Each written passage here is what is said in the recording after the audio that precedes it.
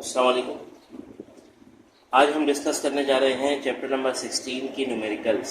ठीक है, पिछले लेक्चर के अंदर हमने चैप्टर नंबर 15 के न्यूमेरिकल जो है वो डिस्कस किए थे और आज हम डिस्कस करने जा रहे हैं चैप्टर नंबर 16 के न्यूमेरिकल्स।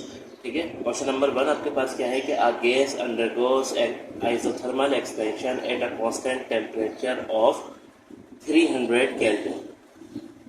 ठीक है, a gas undergoes isothermal expansion, एक गैस जो है वो गई किसके अंदर, आइसोथर्मल एक्सपेंशन के अंदर, वो असरअंदाज हुई at a constant temperature. Constant temperature के ऊपर कितना है temperature, 300 kelvin. If the gas absorb 500 joule of heat, अगर गैस जो है 500 जूल ऑफ हीट जो है एब्जॉर्ब हुई किसके अंदर, प्रोसेस के अंदर, ड्यूरिंग द प्रोसेस, प्रोसेस के दौरान, calculate the वर्डन by the gas.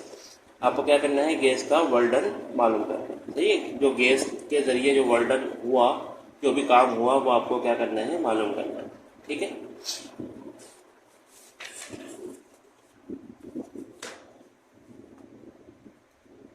Number 1।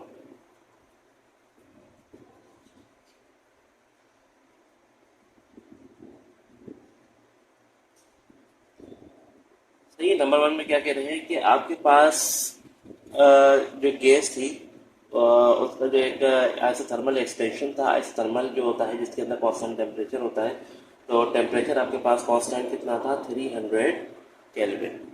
ठीक है, 300 केल्विन आपके पास टेम्परेचर जो था वो कांस्टेंट था और हीट जो थी वो एब्जॉर्ब, कितनी हीट एब्जॉर्ब हो रही थी आपके पास, 500 जूल। ठीक है,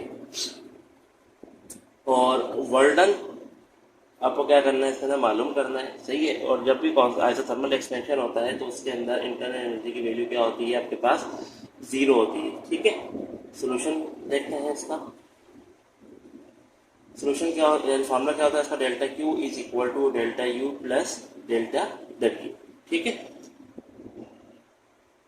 आपको क्या मालूम करना है, डेल्टा डब्ल्यू मालूम करना है, तो ये हो जाएगा आपके पास delta q minus delta u is equal to delta W. ठीक है, तो ये हो जाएगा आपके पास 500 माइनस 0 और delta W.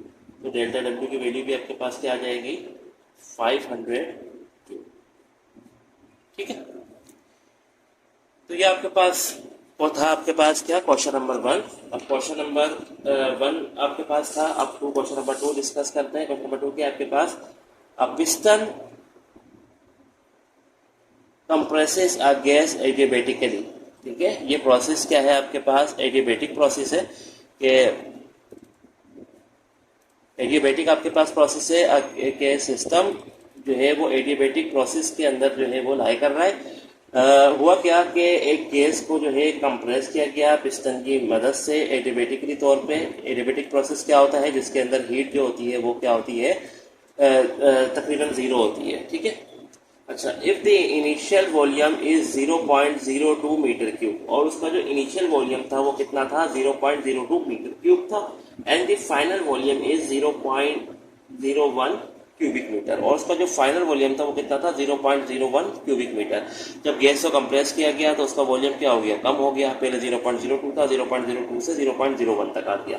And the initial pressure is 200 kilo pascal, और जो उसका इनिशियल प्रेशर था वो 200 किलो पास्कल था। डिटरमाइन द फाइनल प्रेशर, अब आपको क्या करना है कि फाइनल प्रेशर का मालूम करना है। Assume the gas behaves ideally, और एज्यूम करना है आपको कि गैस जो है वो आइडियली बिहेव कर रही है।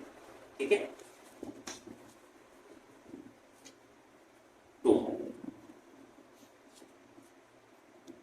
अब क्वेश्चन नंबर 2 के अंदर क्या कह रहे हैं कि आपके पास जब प्रेशर था P1 वो कितना है, 200 किलो पास्कल है, और आपको P2 जो है वो मालूम करना है। जबकि आपके पास जो V1 है वो 0.02 मीटर क्यूब दिया गया है और V2 जो है आपके पास 0.01 मीटर क्यूब दिया गया है। ठीक है, और इसके अंदर गामा की जो वैल्यू दी गई है वो 1.4 है, जो किसके लिए होती है, डाई एटॉमिक गैसेस के लिए कितनी होती है, 1.4। सॉल्यूशन देखते हैं इसका। अच्छा, वैल्यू क्या क्या है आपके पास, P1 क्या है, यानी फॉर्मूला क्या होगा इसका, P1 V1 gamma is equal to P2 V2 gamma, ठीक है। अच्छा, अब आपको क्या करना है, यहाँ से P2 मालूम करना है। P2 यही जाएगा, ये हो जाएगा P1 V1 gamma divided by V2 gamma, ठीक है। अच्छा, दोनों की पावर क्या है, सेम है, तो इसको हम कर देते हैं P1 और V1 अपॉन V2 और इसके पूरे के ऊपर पावर ले लेते हैं गामा, ठीक है। P1 आपके पास जो प्रेशर था वो कितना था 200 मल्टीप्लाई बाय V1 कितना था 0.02 डिवाइडेड बाय 0.01 और गामा की वैल्यू क्या थी आपके पास 1.4, ठीक है। दोनों को डिवाइड करेंगे, पावर निकालेंगे इसकी 1.4, मल्टीप्लाई करेंगे आप 200 से, सही है। तो आपके पास वैल्यू आ जाएगी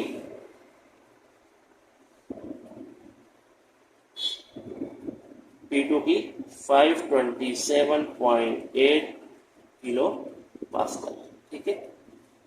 पहले भी मैंने बताया था कि मेरे पास जो है अभी कैलकुलेटर अवेलेबल नहीं है, तो इसलिए मैं डायरेक्ट जो है कैलकुलेट कर रहा हूँ। आप लोग जो है कैलकुलेटर की मदद से भी कैलकुलेट कर लीजिएगा। मेन चीज़ होती है मेथड, जो कि मैं आपको यहाँ से डिटरमाइन कर रहा हूँ, जो भी है, ठीक है।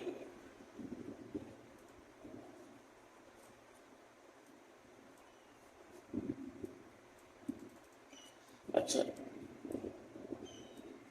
अब जो है हम क्वेश्चन नंबर 3 की तरफ बढ़ते हैं अपने। क्वेश्चन नंबर 3 के अंदर जो है ये क्या कह रहे हैं।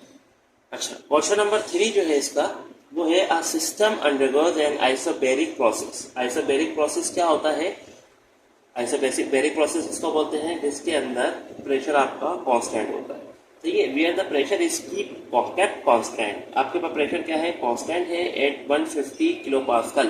150 किलो पास्कल का प्रेशर आपके पास कांस्टेंट प्रेशर है। If the volume increases from 0.05 metre cube to 0.08 metre cube, और जो वॉल्यूम है इंक्रीज हो रहा है 0.05 से 0.08 तक।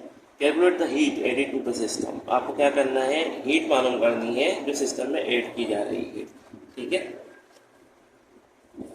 क्वेश्चन नंबर 3 क्या कह रहे हैं 3 के अंदर कि आपके पास जो कांस्टेंट प्रेशर है वो कितना है 150 किलो पास्कल, ठीक है। पास्कल में कन्वर्ट करेंगे तो 150 को मल्टीप्लाई कर देंगे 1000 से, क्योंकि किलो जो होता है वो 1000 के बराबर होता है, सही है। तो 15000, ठीक है, पास्कल, सही।